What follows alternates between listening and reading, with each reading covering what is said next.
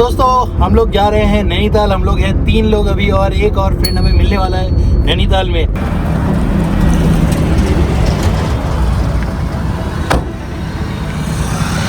तो दोस्तों अभी हम पहुंच चुके हैं इंदिरा गांधी इंटरनेशनल स्टेडियम पे। आप देख सकते हैं यहाँ पर, और उसके अलावा यहाँ पर से आजकल हेलीकॉप्टर सर्विस भी चालू की गई है जो कि 2000 रुपीज़ से स्टार्ट हो जाती है और आप कहीं भी हिल स्टेशन बहुत ही आराम से 150 किलोमीटर तक आराम से उस हेलीकॉप्टर से आप ट्रैवल कर सकते हैं।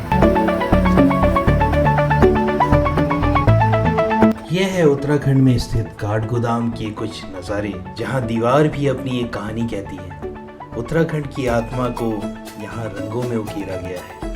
हर चित्र, हर रंग यहाँ की लोक संस्कृति का गवाह है। कला सिर्फ दीवारों तक सीमित नहीं होती, ये जमीन पर भी खिलती है। जब उत्तराखंड की पारंपरिक वेशभूषा में सजी ये महिलाएं अपने हाथों से बना रही हैं ऐपण, शुद्धता, आस्था और सुंदरता का प्रतीक। और ये रहा वो खास चौराहा जहाँ छोलिया नृत्य की मूर्तियाँ वीरता और लोक जीवन की झलक देती हैं। यह सिर्फ एक कला नहीं, यह एक जज्बा है, एक परंपरा है जो पीढ़ियों से चली आ रही है। कहा जाता है कि प्राचीन समय में जब कुमाऊं के राजाओं की बारात दुर्गम पहाड़ी रास्तों से होकर जाती थी तो दूल्हे के साथ चलने वाले सैनिक तलवार लेकर नाचते थे ताकि रास्ते में आने वाले दुश्मनों को डराया जा सके और दुल्हन की रक्षा की जा सके। यही परंपरा धीरे धीरे छोलिया नृत्य बन गई, जहाँ नृत्य में तलवारें चलती हैं मगर भावना होती है प्रेम, सम्मान और संस्कृति की रक्षा की। और इसी चौराहे से सटा हुआ है काठगोदाम रेलवे स्टेशन।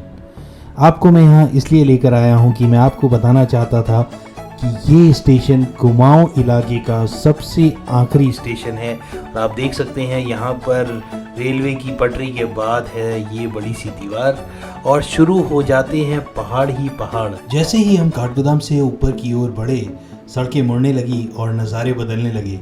अब सामने थे वो पहले पहाड़ी दृश्य जिन्हें देखकर लगता है जैसे कि पेंटिंग में प्रवेश कर रहे हों। धुंधली होती शाम के बीच हम पहाड़ों की ओर बढ़ रहे थे। सड़क के किनारे धीरे धीरे रोशनी जलने लगी थी और ठंडी ठंडी हवाओं में एक अलग सा ही सुकून मिल रहा था। जैसे ही हम ऊंचाई पर बढ़े, ठंड और बढ़ने लगी और साथ ही धुंध भी गहराने लगी, जो सफर में एक रहस्यमय सौंदर्य भर रही थी। मेरी तरफ से आप लोगों को सजेशन यही रहेगा कि अगर आप पहाड़ों पर जा रहे हैं तो कोशिश करें कि शाम से पहले पहले आप पहाड़ों पर पहुंच जाएं, क्योंकि कभी कभी ये धुंध इतनी ज़्यादा बढ़ जाती है कि हमें रोड पे भी कुछ दिखाई नहीं देता। और आखिरकार हम इसी रास्ते से होते हुए पहुंच ही गए अपनी पहली मंजिल पे, जो कि थी नैनीताल। नैनीताल झीलों का शहर जो रात की शांति में सिमटा हुआ है और पहाड़ों की ठंडी हवा एक अलग ही सुकून लेकर आई है। यह सिर्फ एक मंजिल नहीं, एक एहसास है जिसे हम अगली कड़ी में